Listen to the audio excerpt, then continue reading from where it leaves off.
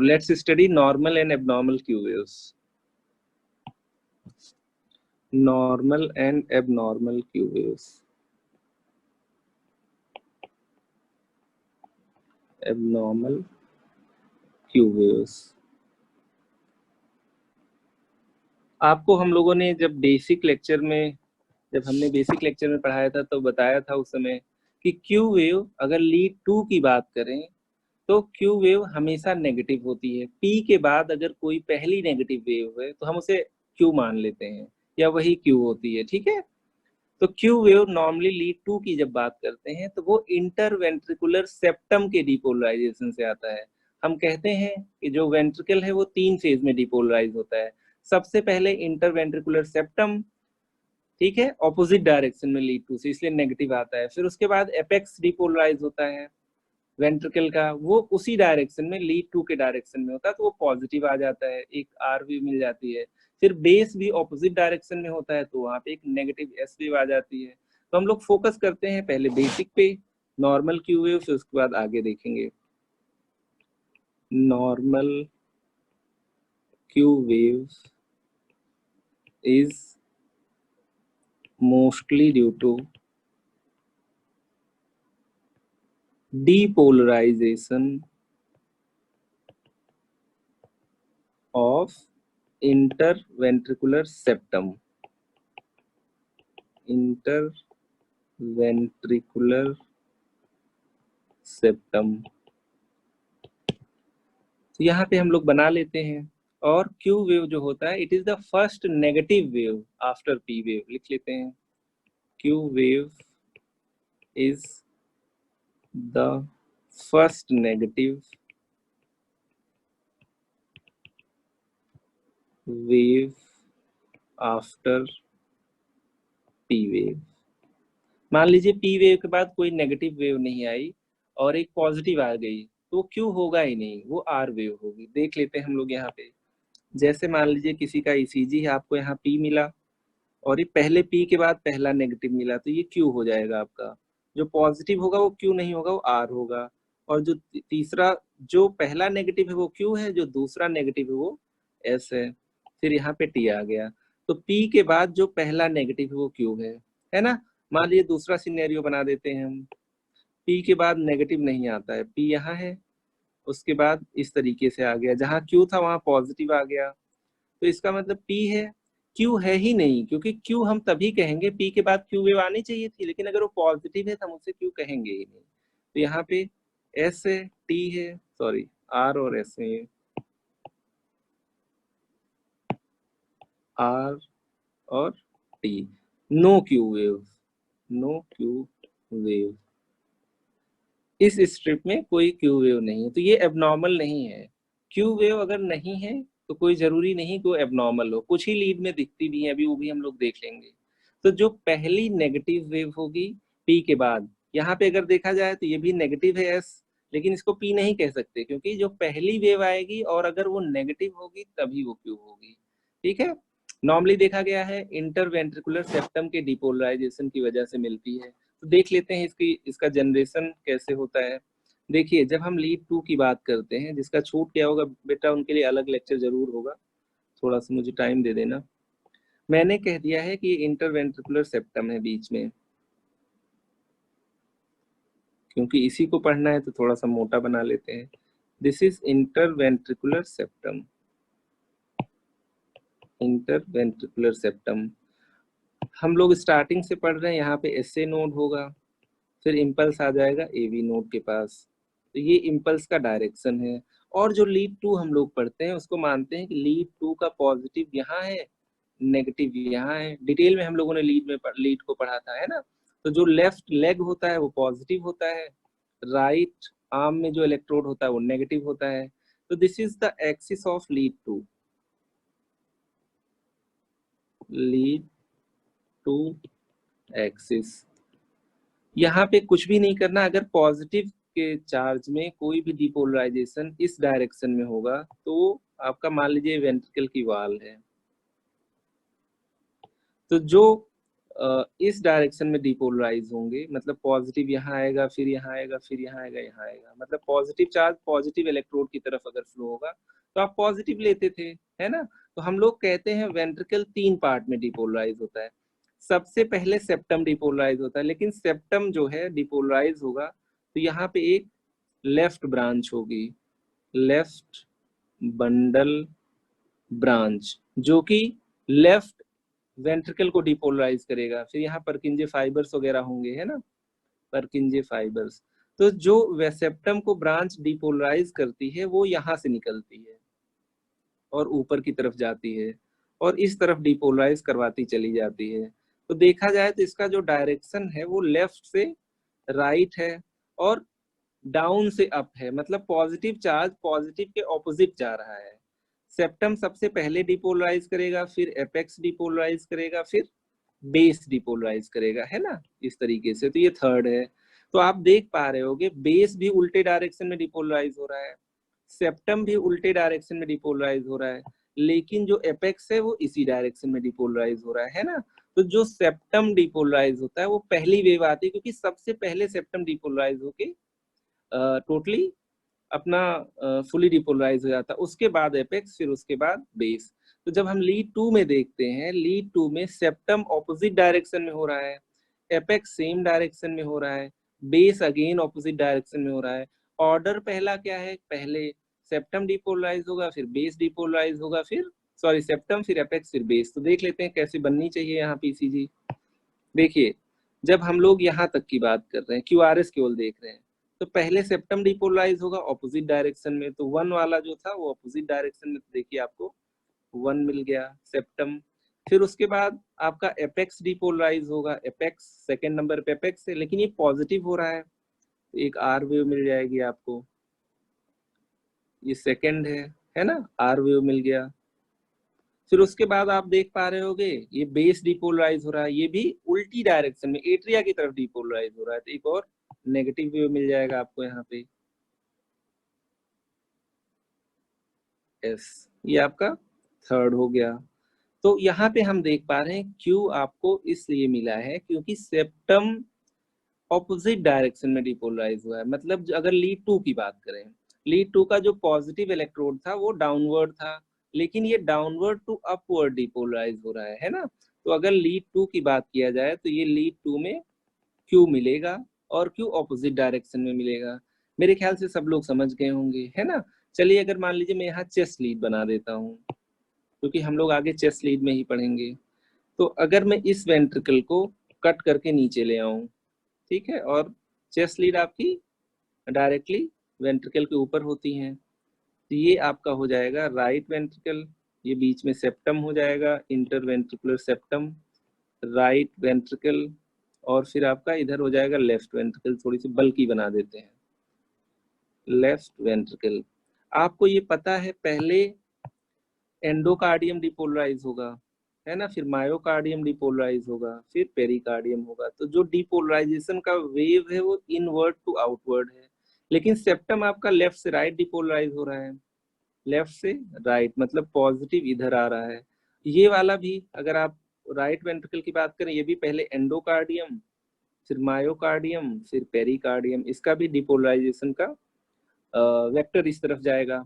मान लीजिए आपने यहाँ पे इलेक्ट्रोड रखा हुआ है V6, अगर V6 इलेक्ट्रोड आपने यहाँ रखा हुआ है, मतलब जो चेस्ट लीड होती है उनमें एक ही पॉजिटिव एंड होता है, नेगेटिव कुछ नहीं होता है। तो यहाँ पे हम लोग बना दे रहे हैं इसका ये पॉजिटिव एंड है, पॉजिटिव एंड है, ठीक है। तो यहाँ पे हमने ये भी कहा था सबसे पहले कौन डिपोलराइज करेगा, सेप्टम।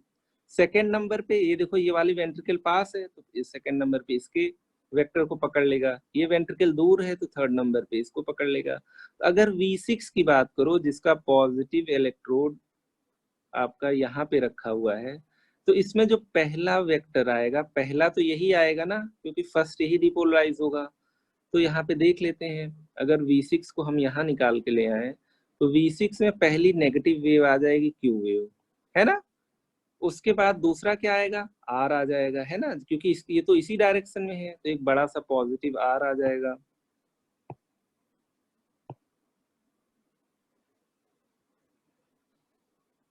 है ना, एक आर वेव आ गया जो कि सेकेंड नंबर पे आया, क्यू फर्स्ट नंबर पे आ गया।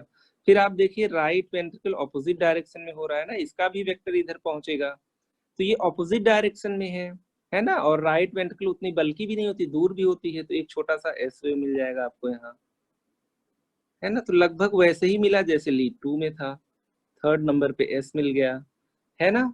तो अगर यहाँ पे लीड 6 की बात करें, V6 की बात करें, तो सेप्टम यहाँ भी ऑपोजिट डायरेक्शन में डिपोलराइज हो रहा है ना, और लेफ्ट वेंट्रिकल इसी डायरेक्शन में डिपोलराइज हो रही, वो दूसरे नंबर का हो गया, आर मिल गया आपको, यहाँ क्यू मिल गया था।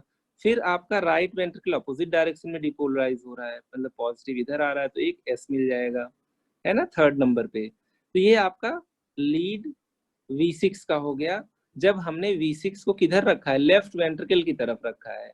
अब अगर मान लीजिए यहाँ पे आप V1 देख लीजिए, V1 तो यहाँ कहीं रहेगा, है ना, ऐसे ही तो हम लोग चेस्ट लीड रखते थे, यहाँ पे V1 का पॉजिटिव इलेक्ट्रोड रहेगा, तो V1 का हम लोग अलग से देख लेते हैं, ध्यान से देखना, इसमें कुछ टफ नहीं है।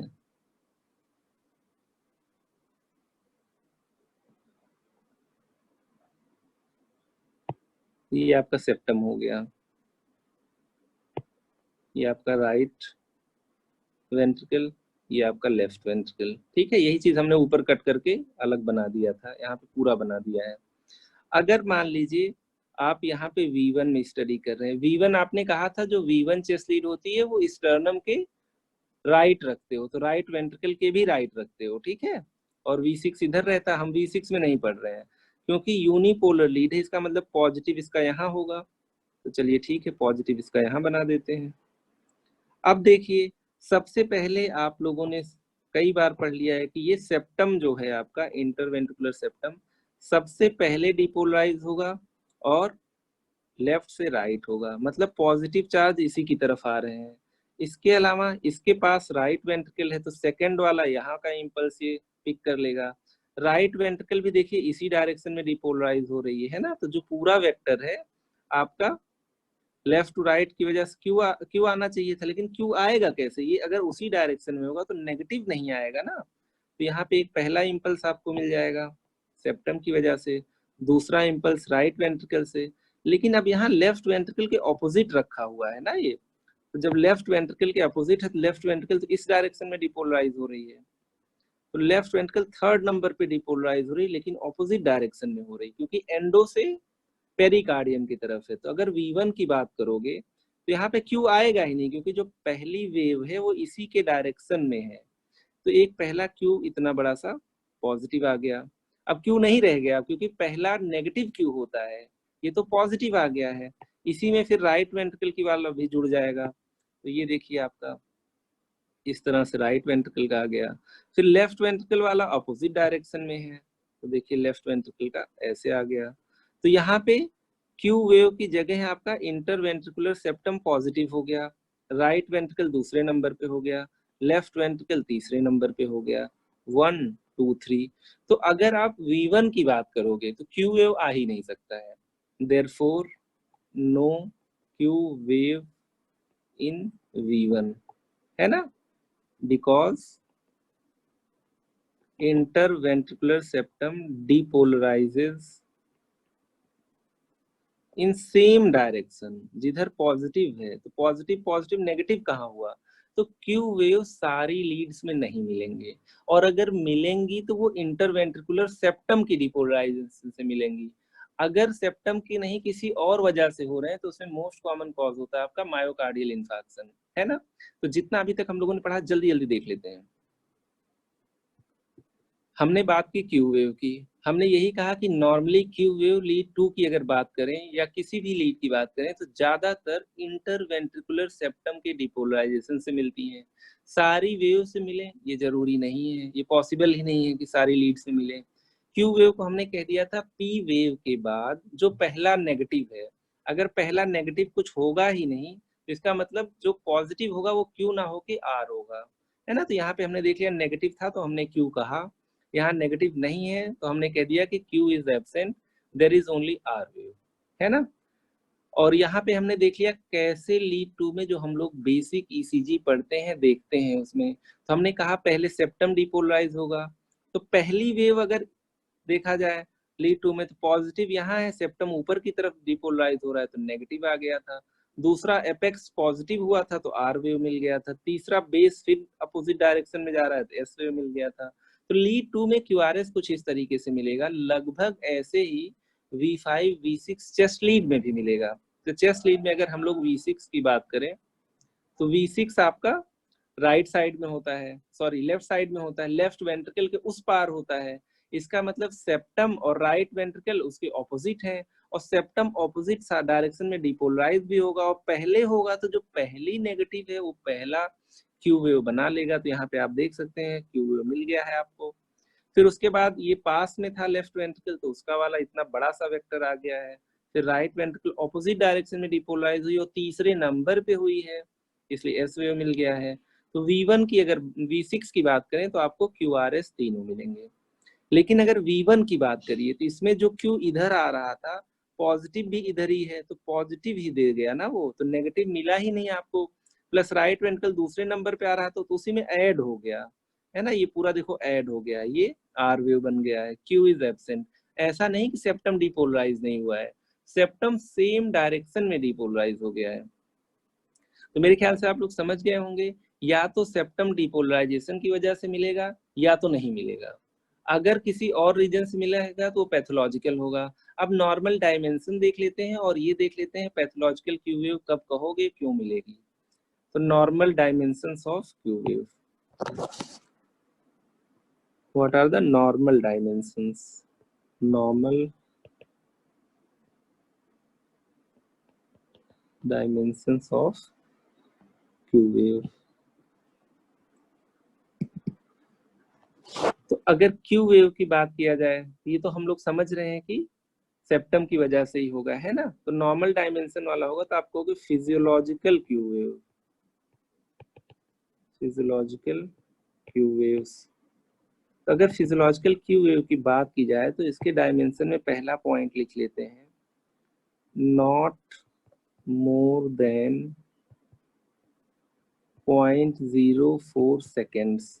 मतलब अगर यहाँ पे हम लोग टाइम वाली एक्सिस को लें तो क्यू वेव ज्यादा से ज्यादा कितना होगा, 1 स्मॉल स्क्वायर, है ना। समझ गए होगे, आप लोगों को बताया था मैंने कि एक स्मॉल स्क्वायर, मतलब अगर ये क्यू वेव आपका है तो ये एक स्मॉल स्क्वायर से ज्यादा नहीं होगा, ठीक है। मतलब अगर इसको देखा जाए तो 0.04 सेकेंड है। What about height? हाइट का क्या होगा इसमें?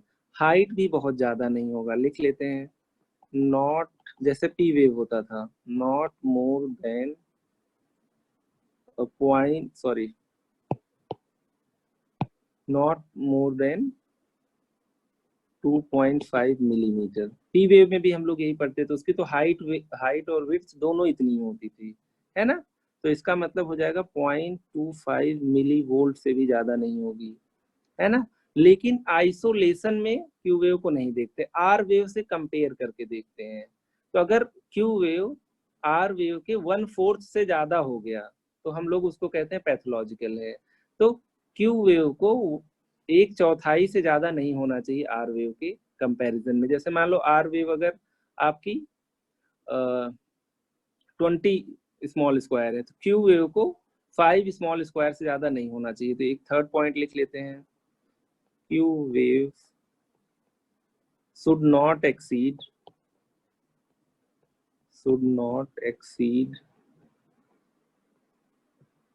1/4 of R wave height, 1/4 of R wave height।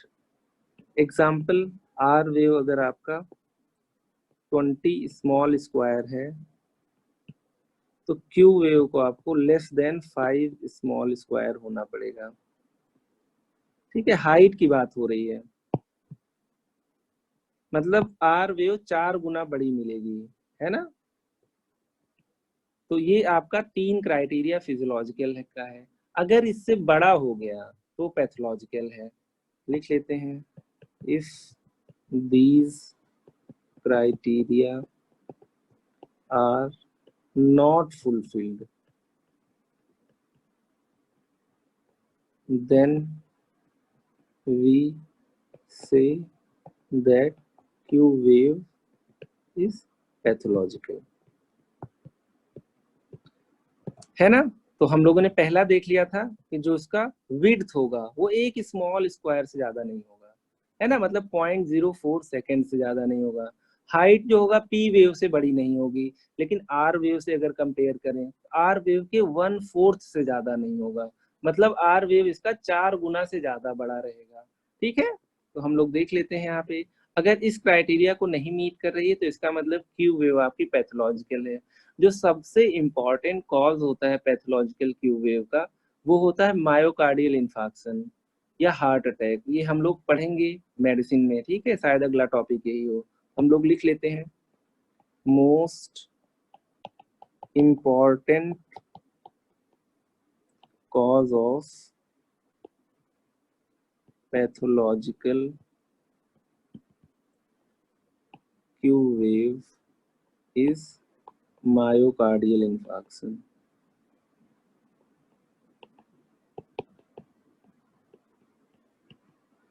है ना, MI या हार्ट अटैक। हार्ट ब्लॉक वगैरह तो हम लोग बहुत पहले पढ़ चुके हैं, हार्ट फेलियर मेडिसिन में पढ़ लिए, हार्ट अटैक बचा हुआ है। ठीक है, तो ये हार्ट अटैक के हम लोग आउटलाइन को देख लेते हैं। अभी तक जो कुछ भी पढ़ा है नॉर्मल क्यू वेव पढ़ा है, इस क्राइटेरिया को नहीं मीट करता है, मतलब अगर क्यू वेव आर वेव की आधी हाइट के बराबर हो तो भी अब नॉर्मल है। क्यू वेव आपका 2 स्मॉल स्क्वायर मतलब 0.08 सेकेंड का हो जाए तो भी अब नॉर्मल है ना।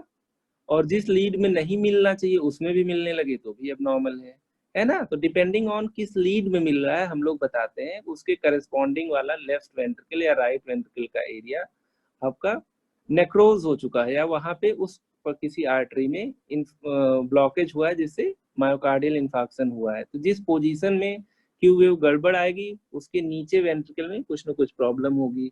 तो देख लेते हैं basis of pathological Q wave in MI. basis of pathological Q wave in MI,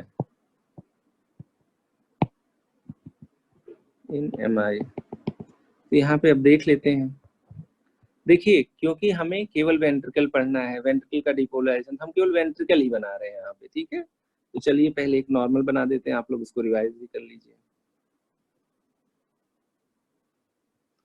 इस तरीके से कुछ होगा, ये लेफ्ट वेंट्रिकल होगा, ये इंटरवेंट्रिकुलर सेप्टम होगा, ये राइट वेंट्रिकल होगा। तो हमें देखना है यहाँ पे कहीं V5 होता है, फिर यहाँ पे V6 होता है, यहाँ V4 होता है।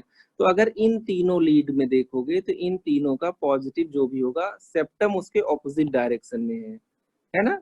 सेप्टम आपका लेफ्ट टू राइट डिपोलराइज हो रहा है, इसका मतलब V4 V5 V6 में क्यू वेव मिल सकती है। लिख लेते हैं, these leads may have Q waves, लेकिन क्यू वेव का जो हाइट होगा इन सारी लीड्स में वो फिजियोलॉजिकल रेंज में ही होगा। मैं कह रहा हूँ और बड़ा क्यू वेव आ रहा है। यहाँ पे अगर मान लीजिए हम V6 की ही बात करें तो पॉजिटिव इलेक्ट्रोड यहाँ है, तो हमने कई बार इस चीज को देख लिया है। पहले सेप्टम डिपोलराइज हो रहा ऑपोजिट डायरेक्शन में, फिर आपकी लेफ्ट वेंट्रिकल डिपोलराइज हो रही है सेम डायरेक्शन में, फिर उसके बाद राइट एट्रियम डिपोलराइज हो रहा है inward to outward opposite direction में। तो जब V6 को हम बना रहे थे इसके पहले तो यही कह रहे थे भाई पहले क्यू वेव आ गया, फिर उसके बाद लेफ्ट वेंट्रिकल का आर वेव आ गया, फिर उसके बाद राइट वेंट्रिकल का एस वेव आ गया। लेकिन अगर यहाँ पे आप देख रहे हो मान लीजिए लेफ्ट वेंट्रिकल का किसी को मायोकार्डियल इंफार्क्शन हो गया तो ये सेकेंड वाला कंपोनेंट नहीं आएगा, क्योंकि लेफ्ट वाला वेंट्रिकल अगर मायोकार्डियल इंफार्क्शन हो गया मतलब जो कोरोनरी आर्टरी की ब्रांच मान लीजिए लेफ्ट एंटीरियर आर्टरी यहाँ पे ब्लड ला रही थी, अगर वो ब्लॉक हो गई तो यहाँ का जो टिश्यू होगा उसमें नेक्रोसिस हो जाएगा, वो कॉन्ट्रैक्शन या डीपोलराइजेशन उसमें हो ही नहीं रहा होगा। तो जब डीपोलराइजेशन नहीं होगा तो ये वाली सेकेंड वाली आपको सेकेंड वाला वेक्टर नहीं मिलेगा। देख लेते हैं एक बार इसको अलग डायग्राम में। जैसे मैंने आपसे कह दिया कि ये मैंने राइट वेंट्रिकल वाला पार्ट बनाया, ये सेप्टम वाला पार्ट बनाया, और ये लेफ्ट वेंट्रिकल वाला पार्ट अभी बना देंगे। ये इतना नॉर्मल है। अब जो लेफ्ट वेंट्रिकल बनाने जा रहे हैं इसको हम लोग ब्लैक से कर दे रहे हैं। यहाँ पे इन्फाक्शन हो गया है, ठीक है। जो भी यहाँ पे कोरोनरी आर्टरी आ रही थी, आर्टरी, इसमें ब्लॉक आ गया, तो यहाँ पे कुछ ब्लड नहीं आ रहा है, यहाँ ब्लॉक हो गया, तो यहाँ पे नो ब्लड। तो इसका मतलब ये पार्ट अब उतना अच्छे से कॉन्ट्रैक्ट भी नहीं कर रहा होगा, कॉन्ट्रैक्ट नहीं कर रहा होगा तो डिपोलराइज भी नहीं हो पा रहा होगा, मायोकार्डियल इन्फार्क्शन। इसका मतलब डिपोलराइज भी नहीं कर पा रहा होगा। तो जैसे मान लीजिए हमने यहाँ पे V6 की बात की, तो V6 में पहली वेव इसकी वजह से आ रही है, दूसरी वेव आप देख रहे हो इसकी वजह से आनी थी, लेकिन ये है ही नहीं, तो दूसरी आएगी ही नहीं, है ना। तीसरी वेव आप देखिए इसकी वजह से आने वाली थी, ठीक है। अब देखिए जब दूसरी एब्सेंट होगी, ये होगी ही नहीं, ठीक है, तो पहली आएगी, उसके बाद ये तीसरी आ जाएगी, है ना। तो देख लेते हैं, ये दोनों ऐड हो जाएंगे यहाँ पे, इसीलिए ये देखो ये आ गया यहाँ और ये आ गया यहाँ, तो 1 + 3 आ जाएगा, 2 एब्सेंट रहेगा। तो अभी तक हम लोग जो बना रहे थे नॉर्मल V6 का, पहले हम लोग 1 बना रहे थे, फिर हम लोग देखो ये 2 वाला बना ले रहे थे, फिर उसके बाद हम लोग नेगेटिव एक 3 वाला बना ले रहे थे, है ना। अब यहाँ पे 1 2 3 रह ही नहीं गया, 2 नहीं रह गया, 1 भी है 3 भी है, तो 1 के बाद अगर 2 नहीं आएगा तो 1 के बाद 3 आ जाएगा। तो बना लेते हैं यहाँ पे MI में कैसा मिलना चाहिए हमें। MI में आपने, चलिए ठीक है, सबसे पहले बना लिया 1, ठीक है, 1 आपका ये आ गया, ये 1 है। अब आप देख रहे हो यहाँ पे कुछ 2 है नहीं, तो उसके बाद ये इसका पिक करने लगेगा, है ना, राइट वेंट्रिकल का। और आपको पता है हमेशा इनवर्ड से आउटवर्ड डिपोलराइजेशन होता है, तो राइट का यहाँ ऑपोजिट डायरेक्शन में है, तो इसको हम लोग राइट को थर्ड को, सेकंड एब्सेंट है यहाँ पे, ये है ही नहीं, क्योंकि वहां वेंट्रिकल में डिपोलराइज ही नहीं हो रहा है कुछ। तो यहाँ पे हम लोग अब बना लेते हैं क्यू वेव में ही, और नेगेटिव ऐड हो गया। क्यू वेव में जो आपका एस वेव था वो ऐड हो गया, पहले ये सेकंड के बाद थर्ड एस वेव के फॉर्म में आता, लेकिन आप ही ने कहा है कि जो पी के बाद पहला नेगेटिव आएगा वो क्यू होगा। तो यहाँ पे सेप्टम के अलावा ये राइट वेंट्रिकल का भी डिपोलराइजेशन शो कर रहा है। सेप्टम होता तो छोटा सा यहीं तक क्यू आता, लेकिन यहाँ पे राइट वेंट्रिकल भी ऑपोजिट डायरेक्शन में हो रहा था और लेफ्ट डिपोलराइज हो नहीं रहा है ना। तो यहाँ पे ये और नेगेटिव होता गया, तो अब ये बड़ा सा आपका एक क्यू वेव आ गया, दिस इज क्यू वेव। पहली पॉजिटिव को आर कहते हैं ना, तो इसलिए जितना भी नेगेटिव हो रहा है सब ये क्यू है। उसके बाद थोड़ा बहुत पार्ट लेफ्ट वेंट्रिकल का जो भी जितना भी इंफाक्टेड एरिया के अलावा है वो डिपोलराइज करेगा, तो एक छोटी सी आर वेव आ जाएगी, ठीक है। ये आपका पैटर्न हो जाएगा अगर किसी में मायोकार्डियल इंफाक्शन।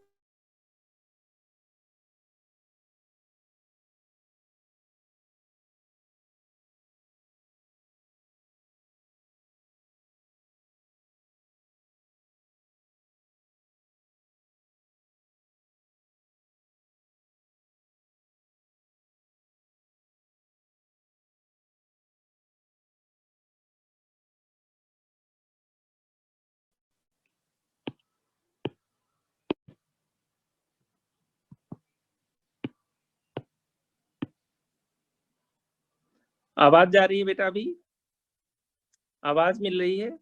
चलो ठीक है, पढ़ते हैं फिर, ठीक है। बीच में कुछ डिस्कनेक्शन था, अगर आवाज कम जाएगी तो बता दीजिएगा आप लोग, ठीक है। आगे पढ़ते हैं दोबारा स्लाइड पे। तो मैंने यही कहा क्योंकि यहाँ सेकंड वाली वेव एब्सेंट है वेक्टर, तो इसकी वजह से क्या मिल जाएगा आपको, जो थर्ड वाला वेक्टर वो क्यू के जस्ट बाद आ जाएगा, तो क्यू वाली वेव और बड़ी हो जाएगी, है ना।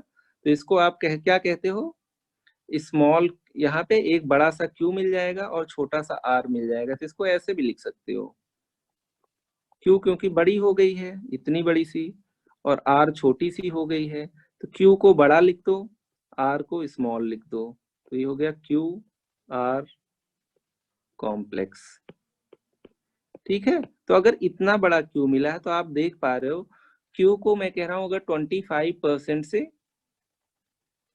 ज्यादा होगी R के, यहाँ तो R 25% है Q का, मतलब ये अब आपका पैथोलॉजिकल Q वेव है, pathological Q wave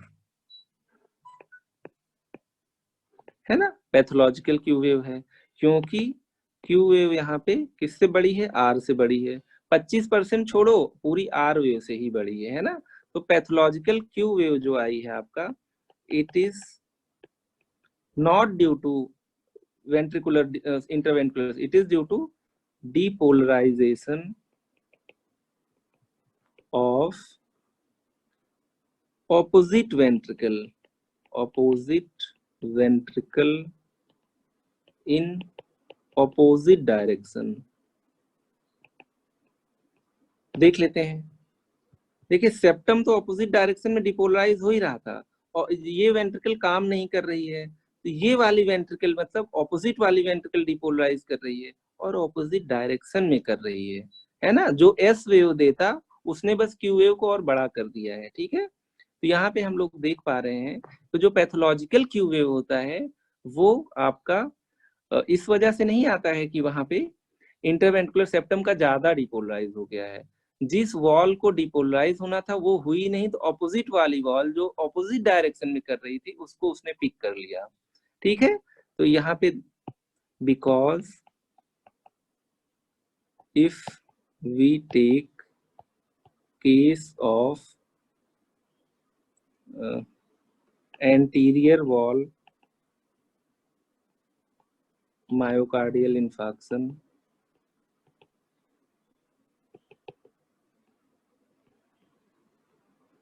then there was no depolarization या लेस डिपोलराइजेशन, इसलिए छोटी सी तो आर वेव आ गई थी, less depolarisation of left ventricle. तो लेफ्ट वाला आता तो क्यू छोटा सा आता, उसके बाद आर आता, फिर एस आता, यहाँ आर है ही नहीं तो क्यू और बड़ा हो गया, क्यू और एस मिल गए, तो जो पहली नेगेटिव होती है आप उसको S wave sorry Q wave कहते हो, तो आपको क्यू वेव बड़ी मिल गई। क्यू वेव सेप्टम की वजह से नहीं आई है, केवल क्यू वेव आया है सेप्टम का तो थोड़ा सा पार्ट है, राइट वेंट्रिकल का डिपोलराइजेशन ज्यादा हुआ है वहां पे, है ना। तो एक और डायग्राम बना लेते हैं यहाँ पे,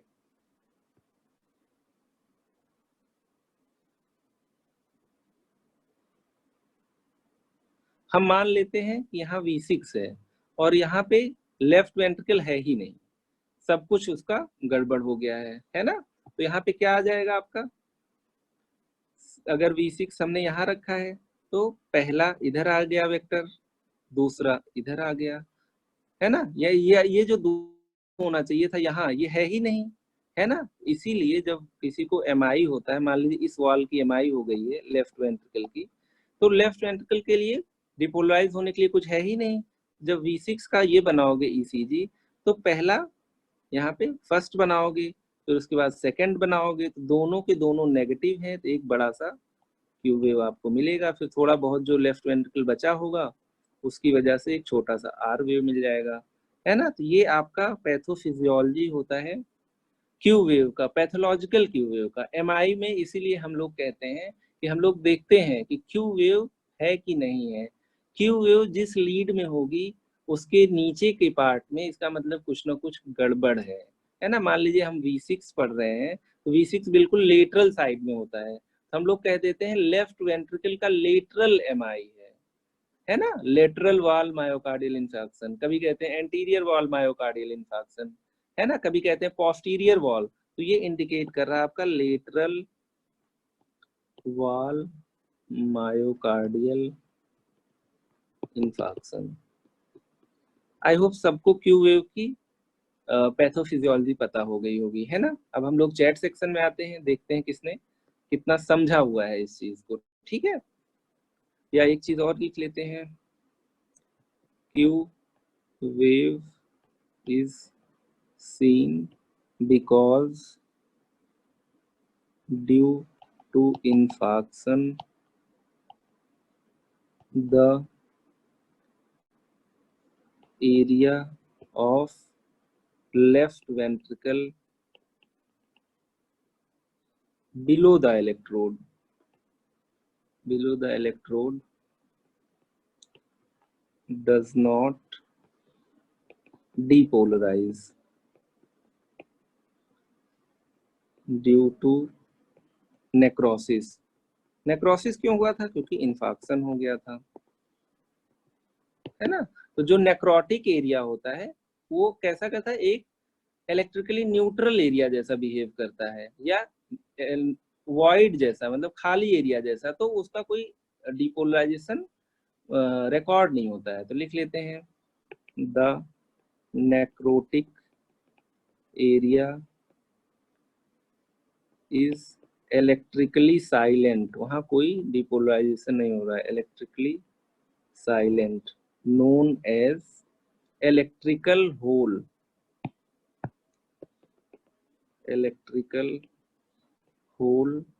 और void, ठीक है, खाली जगह है वो। तो लेफ्ट वेंट्रिकल क्योंकि इनएक्टिव है उस जगह की, तो उसका कोई रिकॉर्ड नहीं आएगा। आसपास जितना पार्ट डिपोलराइज होगा वो पॉजिटिव फॉर्म में आपको छोटे से आर वेव में मिल जाएगा। तो जब लेफ्ट वेंट्रिकल का जो मेन बल्क होता है वो सही से डिपोलराइज ही नहीं होगा, तो प्रॉपर आर वेव एपेक्स का आएगा कैसे, ऐसे भी सोच सकते हैं, है ना। तो ये पूरी कहानी आपके क्यू वेव के जनरेशन की रही मायोकार्डियल इन्फार्क्शन में। ठीक है, अब आप लोग चैट